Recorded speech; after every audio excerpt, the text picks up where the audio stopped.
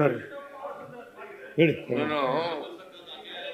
ನಾನು ಕೇಂದ್ರ ಸರ್ಕಾರದ ಬಗ್ಗೆ ಮಾತಾಡ್ತಾನೆ ಇಲ್ಲ. ಕೇಂದ್ರ ಸರ್ಕಾರದ ಬಗ್ಗೆ ಮಾತಾಡ್ತಾ ಇಲ್ಲ. ನಮ್ಮ ರಾಜ್ಯಕ್ಕಾಗಿರ್ತಕ್ಕಂಥ ಅನ್ಯಾಯದ ಬಗ್ಗೆ ಮಾತ್ರ ಮಾತಾಡ್ತಾರೆ. ನಮಗೆ ಇರ್ತಕ್ಕಂಥ ರೈಟ್ಸ್ ಎಷ್ಟಿದೆ ಅಷ್ಟು ಮಾತಾಡ್ತಾರೆ. ಆದ್ರೆ ನರೇಂದ್ರ ಮೋದಿಯವರು ಈ ದೇಶದ ಪ್ರಧಾನಮಂತ್ರಿಗಳು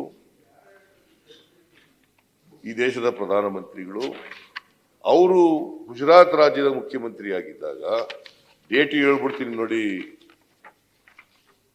6th December 2012 6th December 2012 ಏನ್ ಹೇಳಿದ್ದಾರೆ ಅಂತಂದ್ರೆ,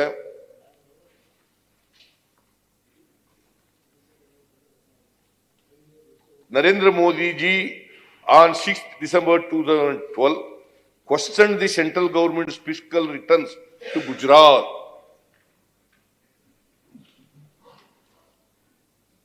He states that Gujarat sends rupees 60,000 crore in revenue to the center, but implies that the state does not receive adequate financial reciprocation. Theoretically asking, our ಏನು ಹೇಳ್ತಾರೆ ಅಂದ್ರೆ, people of Gujarat send rupees 60,000 crore and what comes in return? Then you say we give. Is Gujarat a beggar state? This is the word used by Narendra Modi ji. Is Gujarat a beggar state? Is Gujarat a beggar state? Are we not beggars? Are we beggars? Are we beggars? Are we living at the Delhi's mercy? PM's language does not suit the office he hold. ಅವರು ಹೇಳಿರೋದು, ನಾನು ಹೇಳಿರೋದಲ್ಲ ಇದು. ನರೇಂದ್ರ ಮೋದಿ ಅವರು ಗುಜರಾತ್ನ chief minister ಆಗಿರುವಾಗ ಹೇಳಿರ್ತಕ್ಕಂಥ ಪದಗಳು. ಆಮೇಲೆ ಇನ್ನೂ ಒಂದು ಹೆಜ್ಜೆ ಮುಂದೆ ಹೋಗಿ ಏನ್ ಹೇಳಿದ್ದಾರೆ ಅಂತಂದ್ರೆ, ಸೆಂಟ್ರಲ್ ಗೌರ್ಮೆಂಟ್ಗೆ ನಮ್ಮಿಂದ ಒಂದು ಪೈಸನು ಕಲೆಕ್ಟ್ ಮಾಡಬೇಡಿ. ಪ್ರಕಾಶ್ ಕೂರ್ರಿ, ಮುಖ್ಯಮಂತ್ರಿ ನಮ್ಮಿಂದ ಒಂದು ಪೈಸನು ಕಲೆಕ್ಟ್ ಮಾಡಬೇಡಿ, ನಮ್ಗೊಂದು ಪೈಸನು ಕೊಡಬೇಡಿ, ನಮ್ ತೆರಿಗೆ ನಾವು ಉಳಿಸ್ಕೊತೀವಿ. ಇದು ಯಾರು ಹೇಳಿರೋದು? ಗುಜರಾತ್ನ ಚೀಫ್ ಮಿನಿಸ್ಟರ್ ಆಗಿ ಹೇಳಿರೋದು. ನಮ್ ತೆರಿಗೆ ನಾವೇ ಉಳಿಸ್ಕೊತೀವಿ, ನಮ್ಮಿಂದ ₹1 ಕಾನ್ಸ್ಟಿಟ್ಯೂಷನ್ ಅದು ಹೇಳಿದ್ಯಾ? Is it not against the constitution, spirit of the constitution? Is it not against the federalism? ಅವ್ರು ಹೇಳಿದ್ರೆ ಸುಮ್ಮನೆ ಇರ್ಬೇಕು, ನಾನು ಹೇಳಿದ್ರೆ ಜಗಳ ಮಾಡಬೇಕು. ಅವ್ರು ಹೇಳಿದ್ದು ಜಗಳ ಮಾಡಿರ್ಬೋದು. ಒಂದು ರಾಜ್ಯದ ಮುಖ್ಯಮಂತ್ರಿಯಾಗಿ ಅವರು ತಮ್ಮ ಬೇಡಿಕೆ ಇಡುವಾಗ ಗಂಭೀರವಾದಂತ ಮಾತನ್ನು ಹೇಳಿರಬಹುದು. ಆದ್ರೆ ನಿಮ್ಮ ಮೂಲಕ ದೇಶ ವಿಭಜನೆ ಮಾಡ್ತೇವೆ ಅಂತ ಹೇಳಿದ್ರಿ, ನೀವು ದೇಶ ವಿಭಜನೆ ಮಾಡ್ತೇವೆ ಅಂತ ಹೇಳಿದ್ರಿ. ಅವ್ರು ಆ ಮಾತು ಹೇಳಿರ್ಲಿಲ್ಲ. ಅವ್ರು ಮುಖ್ಯಮಂತ್ರಿ ಆಗಿದ್ದಾಗ ರಾಜ್ಯದ ಪರವಾಗಿ ಅವರು ಮಾತಾಡಿರ್ಬೋದು. ಅವರು ರಾಜ್ಯದ ಪರವಾಗಿ ಅವರು ಮಾತಾಡಿರ್ಬೋದು. ಆದ್ರೆ ನಿಮ್ಮ ಧ್ವನಿ ಎಲ್ಲಿಗೆ ಬಂತು ಅಂದ್ರೆ, ತೆರಿಗೆ ಕೊಡದಿದ್ರೆ ದೇಶ ವಿಭಜನೆ ಮಾಡ್ತೇವೆ ಅನ್ನುವಂತ ಮಟ್ಟಕ್ಕೆ ನಿಮ್ಗೆ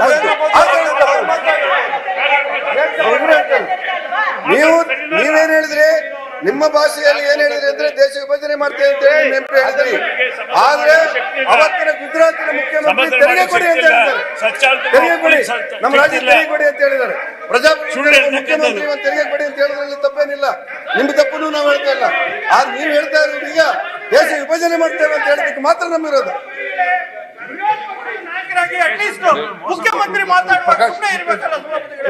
ನೀ ಸುಮ್ಮರಪ್ಪ. ಮೊದಲ ಮಾನ್ಯ ಅಧ್ಯಕ್ಷರೇ, ಹಿಡ್ಕೊಂಡ್ ಮಾತುಗಳನ್ನೇ ಹೇಳಿದ್ದೀನಿ. ಇಳಿಬೇಕು, ಎಲ್ಲರಿಗೂ ತಿಳುವಳಿಕೆ. ಅವ್ರ ಮುಖ್ಯಮಂತ್ರಿ ಪಾಪ ತಪ್ಪೇನಿಲ್ಲ, ಅವ್ರು ಹೇಳಿರೋದು as chief minister of Gujarat ಅವ್ರು ಹೇಳಿರೋದು ಕರೆಕ್ಟ್ ಆಗಿದೆ. 14ನೇ ಹಣಕಾಸಿನ ಮುಂದೆ ಹೇಳಿರೋದು ಇದು. ನಮ್ಮ ಧ್ವನಿ ಇರೋದು ನೋಡಿ, ಪುನಃ ಹಾಕಿರಿ ಅಂತ ಹೇಳ್ತೀರಿ. ಅವ್ರು ಹೇಳಿದ್ರು ಕೋಪನ ನಿಮ್ಗೆ? ನೀವು ಹೇಳುವಾಗ ನಮ್ಗೆ ಹೇಳಿ, ಆಮೇಲೆ ಕೇಳಿ. ಪದೇ ಪದೇ ಎದ್ರಿ ನಾನು ಮಾತಾಡಕ್ಕಾಗಲ್ಲ. ಅಲ್ಲ ಕೇಳಿ ಸರ್, ನಿಮ್ಮ ಹುದ್ದೆಗೆ ನಾವು ಗೌರವ ಕೊಡ್ತೀವಿ. ನೀವು ಮಾತಾಡುವಾಗ ನಮ್ಗೂ ಸ್ವಲ್ಪ ಹೇಳಲಿಕ್ಕೆ ಅವಕಾಶ ಕೊಡ್ಬೇಕಲ್ಲ. ಪೂಜಾರಿ ಅವ್ರು ಹೇಳ್ತಾ ಇರೋದು ಏನಂದ್ರೆ, ಅವ್ರು ಹೇಳ್ತಾ ಇರೋದು ಮುಖ್ಯಮಂತ್ರಿಗಳ ಕೇಳಿ.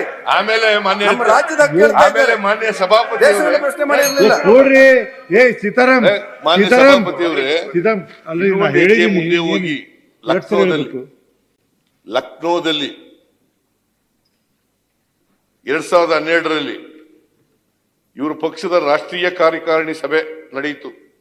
ಆಗ ಏನ್ ಹೇಳಿದ್ದಾರೆ ಅಂದ್ರೆ, ಇದೇ ನರೇಂದ್ರ ಮೋದಿ ಅವರು ರೆಸಲ್ಯೂಷನ್ ಪಾಸ್ ಮಾಡಿದ್ದಾರೆ ಆ ಎಕ್ಸಿಕ್ಯೂಟಿವ್ ಕಮಿಟಿ ಇದರಲ್ಲಿ. UPA government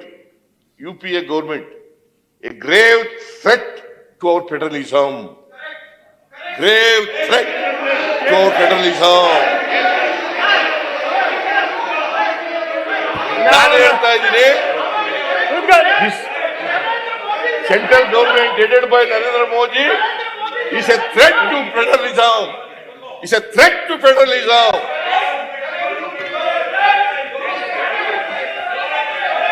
What you are doing outside that threat? How do you say when he said that? What you are doing outside that threat? Sir, you are threat to federalism. Okay, sir. ಅವ್ರ ಪಾಪ What you are doing ಒಪ್ಕೊತಾ ಇದ್ದಾರಲ್ಲ.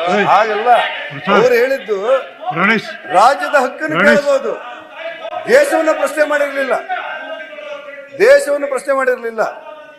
ಈಗ ಅವರು ದೇಶ ಪ್ರಶ್ನೆ ಮಾಡ್ತಾ ಇದ್ದಾರೆ.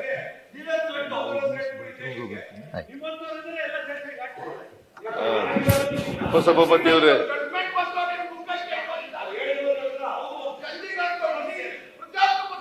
ಹಾಲ್ ಮಾಡ್ಬಿಟ್ರಿ, ನೋಡ್ಲಿಲ್ಬೇಡ್ರಿ ಚಂಡೀಗಢಲ್ಲಿ. ಸುರೇಶ್ ಹೇಳಿ ಸರ್, ನೋಡಿ, ಮಹಾತ್ಮ ಗಾಂಧೀಜಿ ನೀವಿರುವಾಗಲೂ ಈ ರೀತಿ ಹೇಳಿಸ್ತೀರಾ ನಿಮ್ಮ ಮಂತ್ರಿಗಳ ಕೈಯಲ್ಲಿ? ಯಾಕೆ ನೀವಿರುವಾಗಲೂ ಈ ರೀತಿ ಹೇಳಿಸ್ತೀರಾ? ಅಲ್ಲ, ನಿಮ್ಮ ಮಂತ್ರಿಗಳ ಕೈಯಲ್ಲಿ ನೀವು ನೀವಿರುವಾಗ ಈ ರೀತಿ ಪದೇ ಪದೇ ಹೇಳಿಸ್ತೀರಾ? ಹೇಳಿದವರು ಅವ್ರು ಎದ್ದೇಳಲ್ಲ. ನೀವು ಎದ್ದೇಳ್ಬೇಡಿ. ಅವ್ರು ಒಬ್ರು ಅಲ್ಲ, ನೀವು ಎದ್ದೇಳ್ಬೇಡಿ ಅಂತಲ್ಲ. ಏ, ತಾಳೆ. ಅವ್ರು ನೀವು ನೀವು ಎಲ್ರಿಗೂ ಎದ್ದೇಳ್ಬೇಡಿ. ಮುಖ್ಯಮಂತ್ರಿಗಳು. ಒಬ್ರು ಎದ್ದೇಳಲ್ಲ. ನೀವೆಲ್ಲರಿಗೂ ಮುಖ್ಯಮಂತ್ರಿಗಳು, ಅವ್ರಿಗೆ ಮಾತ್ರ ಅಲ್ಲ. ನೀವೆಲ್ಲರಿಗೂ ಮುಖ್ಯಮಂತ್ರಿಗಳು, ನೀವೆಲ್ಲರಿಗೂ ಮುಖ್ಯಮಂತ್ರಿಗಳು. ವಿರೋಧ ಪಕ್ಷದ ನಾಯಕರೇ, ಮತ್ತೆ ನೀವು ಮಾತಾಡ್ತಾ ವಿರೋಧ ಇರುವಾಗ ಪಕ್ಷದ ನಿಮ್ಮ ನಾಯಕರು. ಈ ರೀತಿ ಆರ್ಭಟ ಮಾಡಬಾರ್ದು. ವಿರೋಧ ಪಕ್ಷದ ನಾಯಕರು ನೀವು ಮಾತಾಡ್ತೀರಿ. ನಾನು ಮಾತಾಡುವಾಗ ನಿಮ್ಮ ಒಬ್ರು ಮೇಲೆ ಎದ್ದೇಳಲ್ಲ. ಗೌರವ ಇದೆ. ನೀವು ಮಾತಾಡ್ಬೇಡಿ. ನಿಮ್ಮ ಮೇಲೆ ನಮ್ಗೆ ಗೌರವ ಇದೆ. ನಿಮ್ಮ ಎದುರು ಕೂತ್ಕೊಂಡವ ನಾನು ಮಾತಾಡ್ತೇನೆ, ಮತ್ತೆ ಯಾರು ಮಾತಾಡ್ಬೇಕು? ನಿಮ್ಮ ಎದುರು ಕೂತ್ಕೊಂಡವ ನಾನು ಮಾತಾಡ್ತೇನೆ, ಮತ್ತೆ ಯಾರು ಮಾಡ್ಬೇಕು? ಸಭಾನಾಯಕರೇ ಪ್ರಜಾಪ್ರಭುತ್ವದಲ್ಲಿ ಸರಿಯಲ್ಲ. ಕೂತ್ಕೊಳ್ಳಿ.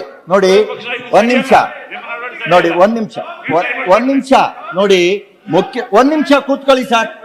ನೋಡಿ, ಇರ್ಲಿ, ಒಂದು ಮುಖ್ಯಮಂತ್ರಿಗಳು ನೋಡಿ, ನಾಯಕರು, ಸಭಾನಾಯಕರೇ, ನೀವು ಅರ್ಥ ಮಾಡ್ಕೊಳ್ಬೇಕು. ನೋಡಿ, ಮುಖ್ಯಮಂತ್ರಿಗಳು ಮಾತನಾಡ್ಬೇಕಾದ್ರೆ ವಿರೋಧ ಪಕ್ಷದ ನಾಯಕರು ಏನಾದ್ರು ಕೇಳಿದ್ರೆ ಮುಖ್ಯಮಂತ್ರಿಗಳು ಸಮರ್ಥರಿದ್ದಾರೆ. ಅದ್ರ ಬಗ್ಗೆ ನೀವೆಲ್ಲ ಎದ್ನಿಟ್ರೆ ಸಮಯ ಹೋಗುತ್ತೆ. ಮುಖ್ಯಮಂತ್ರಿಗಳು ನೋಡಿ, ಒಂದು ಕ್ಲಾರಿಫಿಕೇಶನ್ ನೋಡಿ